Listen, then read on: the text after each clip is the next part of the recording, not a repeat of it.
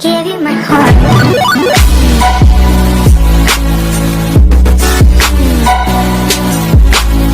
Hello everyone. Hope you all are fine and safe. We will cover summary in this session. We are going to revise the entire lesson right from the beginning, and we shall start with microeconomics first, and then we will come to macroeconomics. So let us begin. We all know that micro and macroeconomics are two main branches of modern economics. The term macro and the term micro is derived from Greek word. So both are Greek word, but first, micros means small or the millionth part. This is about the microeconomics part. Now when we are talking about microeconomics was actually traced by the father of economics, Adam Smith, and it was later popularized by neoclassical economist, Professor Alfred Marshall, in his book Principles of Economics, which was published in 1819. We have a definition given to us by Morris Daub, which states that microeconomics is in fact a microscopic study of the economy. So we all know that when you keep certain article or sample under microscope, you come to understand, or you can see the entire or even the minute or the smallest element which is there.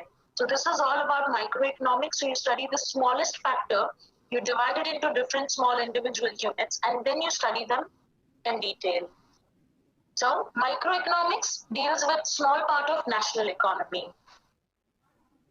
The scope of microeconomics includes theory of product pricing, theory of factor pricing, and theory of economic welfare. Thus, we can say that microeconomics is that part of economics which actually deals with single or individual factors and the effects of individual decisions on an economy. Then we also studied about features of microeconomics, which you can see on the screen. So it studies individual unit. It helps you to understand with price theory. It uses partial equilibrium approach. It is based on certain assumptions. It uses slicing method. It uses marginalism principle. It analyzes market structure, and it has limited scope. So basically we all know that it studies individual unit, which means you divide it into each small unit and you study them in detail. Then it uses price theory. So basically when you talk about microeconomics, so we understand the price of an individual commodity or individual goods, and then we use that theory to understand the economy with the help of microeconomics. It uses partial equilibrium approach.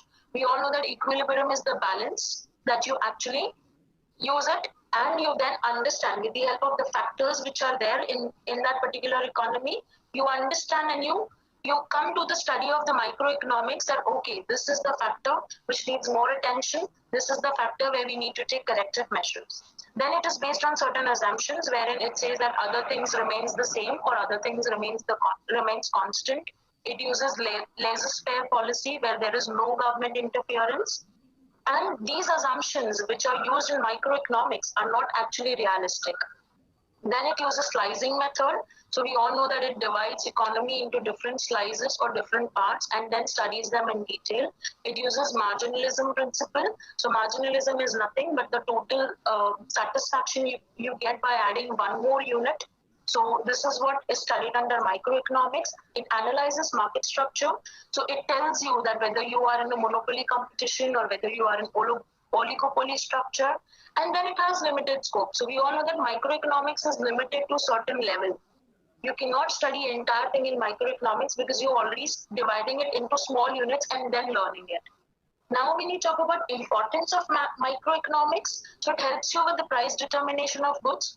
So basis on your factors of production, you determine the price of a particular commodity to sell it in the market. It uses free market economy. So we all know that we are in free market economy where there is no such restriction. Yes, there exists different structure like monopoly, oligopoly. Then it helps you with the foreign trade. So it helps you understand the foreign trade and its policies. It helps you with economic model building. So you understand each unit in detail. You also identify the problems. You also identify the causes, and then you suggest corrective measures and then you use this model building so that those particular fluctuations or those particular causes can be removed. Then businessmen use microeconomics theory to take crucial decisions for their business. It is useful to government to ensure that there are certain economic policies being implemented, and it uses welfare economics. So this is something which is related to the welfare of the society or social welfare, which helps, which is being done with the help of microeconomics. So this was all about microeconomics that we had studied right from the first lesson. Now let us come to macroeconomics. We all know that macroeconomics is also one of the branch of economics, and it analyzes the entire economy as whole. The word macro is derived from the Greek word macros, which means large, or you can say whole. It studies the whole of economy. It is also known as the theory of income and employment, or simple income analysis. Now, when we talk about the historical background of macroeconomics, it did exist in the past, even before the evolution of microeconomics in 16th, 17th, and 18th century. The credit for the development of macroeconomic approach actually goes to Lord Keynes, as he used macroeconomics approach in his famous book, In General Theory of Employment, Interest and Money, which was published in 1936. Even other economists have contributed towards the development of macroeconomics. Thus, we can conclude that macroeconomics is that branch of economics which deals with the relationship of the major or larger factors in an economy. Now, let's quickly see the scope of macroeconomics. So we all know that macroeconomic theory is divided into four theories or four different categories. The first one is of theory of income and employment, which is further divided as theory of consumption and theory of investment.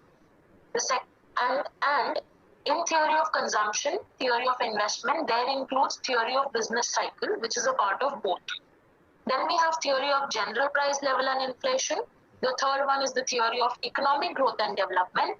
And the last one is the theory of distribution, or you can say macro theory of distribution, which is related or connected to the theory of factor pricing of microeconomics.